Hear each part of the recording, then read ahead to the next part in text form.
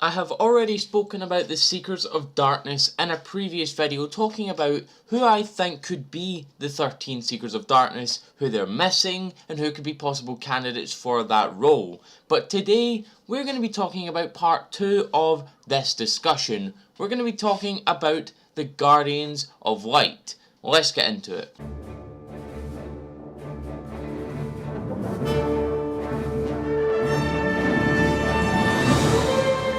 Before I get into this discussion, if you want to see part 1 of this series where I talk about the Seekers of Darkness, you can check the info card on your screen right now to go to that video and check it out.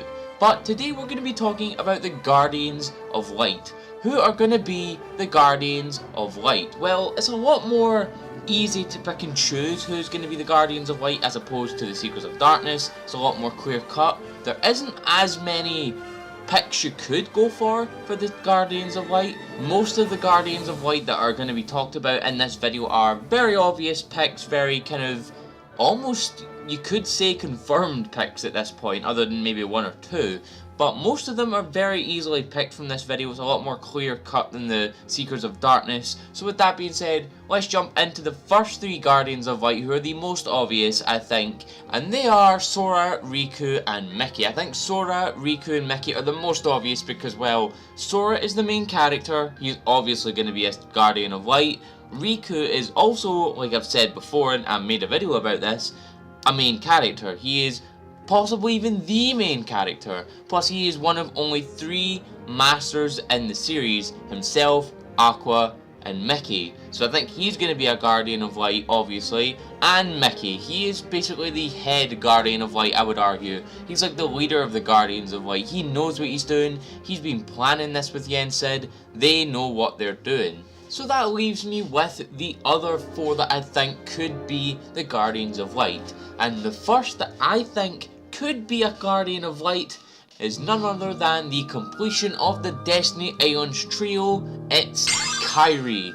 Kairi is going to be one of the Guardians of Light. There's many reasons for this. There's been hints upon hints throughout the series. We've almost been outright told she's being picked to be a Guardian of Light by Yen Sid. And like I said, she is an obvious choice, a very obvious choice. She is a Princess of Heart, which makes her a very important figure in the Kingdom Hearts series, no matter if she is a Guardian of Light or not, because if she isn't, and the Guardians of Light do not fight the Seekers of Darkness, then Xehanort can just use her as a Princess of Heart to forge the Keyblade, as the 7 Princesses of Heart can be used as the 7 Guardians of Light also. And in saying that, because she is a Princess of Heart, this makes her heart completely full of light, completely devoid of darkness. Now, if that doesn't tell you she is going to be a Guardian of Light just for the fact that she is, literally, you could say she is literally light. There's no darkness in her whatsoever. Yen Sid also specifically, very specifically, the end of Dream Drop Distance had asked for her to be brought to the Mysterious Tower so she can bring forth a new kind of power, added to the fact that she has the ability to wield the Keyblade due to Aqua's accidental inheritance ceremony in Birth by Sleep. And as of right now, this moment of recording this video, we know that Kairi is currently undergoing training alongside Lee in their own hyperbolic time chamber like place with Merlin. So she is currently training to be the most badass Keyblade wielder in the whole entire series. I think she's going to be like an Aqua type figure. She is going to be a badass when she is fully trained up and ready to take on the Seekers of Darkness. The next person I'm going to talk about is someone extremely polarizing. It's a lot like how I said Xion was an extremely polarizing pick for the Seekers of Darkness. This is a very polarizing pick for the Guardians of Light because people are very split on this, man. People are very split on if Lee should become a Guardian of Light within Kingdom Hearts 3. There's absolutely no doubt within my mind that Lee is an extremely popular character within the Kingdom Hearts community. If he wasn't such a popular character, he wouldn't have been brought back so many times and even given his own Keyblade at the end of Dream Drop Distance, if he wasn't popular, that is. So I think that with the fact that he can wield a Keyblade, I think that is going to push forward the notion that Lee can maybe even become a Guardian of Light, considering he used to be a candidate for the Seekers of Darkness, you know? He used to be part of Organization 13, which was basically Xemnas and Xehanort's own way of finding candidates for the Seekers of Darkness. He was given the right of succession to the Keyblade from Yen Sid, so that is why he has the Keyblade, or likely does have the Keyblade, and he is also, like I said before, being sent with Kairi to train and improve his Keyblade wielding skills. So I think it's very likely that he's going to be a light within Kingdom Hearts 3, and it's very interesting as well because, just like Riku, he is a light, but can use the darkness. And it's not like dark users cannot be in the Guardians of Light, because Riku is a Guardian of Light, and he is arguably one of the best examples for someone who has managed to control both the power of light and the power of darkness. So really, I don't really have much else to say about this. Lee may possibly be a Guardian of Light just because of how popular a character he is, but also maybe because Roxas seems to have a very important role within Kingdom Hearts 3, and Lee could be a very, very big focal point as to how they're going to get Roxas back within Kingdom Hearts 3. The next character who I believe can be a Guardian of Light is another one of the more obvious choices for them. She is one of only 3 Masters in Kingdom Hearts on the side of the light that I have mentioned already in this video. She is Aqua. Aqua is obviously going to be a Guardian of Light. Come on, I'm pretty sure it's obvious. I don't really have to explain this one. It's pretty damn self-explanatory. She is arguably one of the most powerful Keyblade wielders within the series. She has experienced the light, she has experienced the darkness, she has experienced quite a lot of things in her time. I wouldn't even be surprised if, like Ansem the Wise did in Kingdom Hearts during the time gap between Birth by Sleep and Kingdom Hearts 1, Aqua learns to use the power of darkness and to use like dark corridors and stuff like that. However, I do kind of doubt that because she seems to be on the more kind of extreme light side where she's like Ericus. She doesn't like the darkness, she doesn't want to use the darkness, she feels like the darkness needs to be destroyed. However, that still does not lessen the fact that she is one of the strongest current Keyblade wielders in the series. She is also one of the most important figures in trying to get Ventus back and wake him up, because Aqua is the only one who knows her way around Castle Oblivion.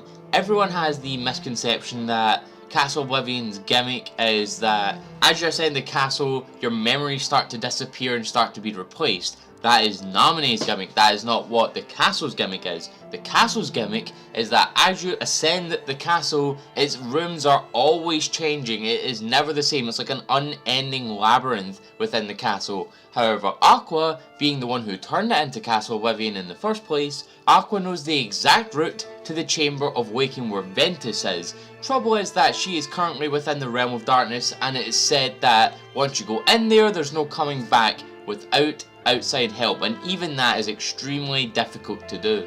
The final Guardian of Light on this list is another one of the most self-explanatory and obvious ones, and that is the sleeping boy Ventus. Ventus, I feel, is going to be a Guardian of Light because he is one of the most important characters within the series. He is one of the Wayfinder trio. He is a dandelion. He is extremely important within the series. However, he is currently in the Chamber of Waking right now. We do not know if he is awake. We do not know if he is sleeping. There is signs that he is starting to wake up within Kingdom Hearts Dream Drop Distance. We were shown that he might be starting to wake up. However, he is still very, very much asleep. And maybe the last thing he needs is his heart to be returned from Sora. However, for Sora, he needs 2 things. He needs to get Aqua out of the Realm of Darkness, and to get Aqua to guide them to the Chamber of Waking for Sora to return Ven's heart to him and wake him up. However, the problem with that is, and it's a very big problem for them, it's been apparent ever since 0.2, which takes place right after Birth by Sleep. Xehanort knows the exact location of the Chamber of Waking, and in Chain of Memories tried to get to Ven through Xemnas' Organization 13, and because Castle Oblivion is on the border of light and dark and in the realm of nothing, if the world that never was is a base for the Seekers, they have direct access to the castle. and can pretty much ambush Sora, Aqua, Riku, whoever goes to the castle as they get to the chamber. They could easily, very easily, swoop in and take Ven from under their noses, which is a very big problem. They're going to have to be extra careful when they go to Castle Oblivion, because if you remember, Sora has 0 memories of Castle Oblivion right now. He doesn't know anything about what transpired within the walls of Castle Oblivion. So even if they get in there, they're going to have to be very careful that Xehanort and the Seekers of Darkness do not try to ambush them within the walls. However, that is all for this video. Ventus is the final Guardian of Light, which makes it so that Sora, Riku, Mickey, Kairi, Lee, Ventus and Aqua are the 7 Guardians of Light going into Kingdom Hearts 3. A couple of honourable mentions could be Roxas and Terra. They are both very viable candidates for the roles. However, I think that going over all the information we have, or the information we know from the past Kingdom Hearts games leading into Kingdom Hearts 3, this I feel is the most likely 7 Guardians of Light for Kingdom Hearts 3. However, if you guys like this video, please leave a like and a comment in the comment section below. Who do you think are going to be these 7 Guardians of Light leading into Kingdom Hearts 3? And do you think they will be able to save Terra from his predicament with Xehanort? Please share this amongst your friends, and if you could, please hit the bell next to the subscribe button. That way you'll get a notification every single time I upload. That way you'll get every single piece of content to you as it goes up. I've been AzureAce, and thanks for coming to the video.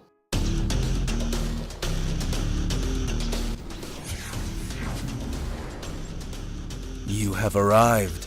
I'm here to tell you that if you don't subscribe to AzureAce for Dragon Ball, Kingdom Hearts, and Pokemon TCG content, you will wander forever in the darkness of your heart.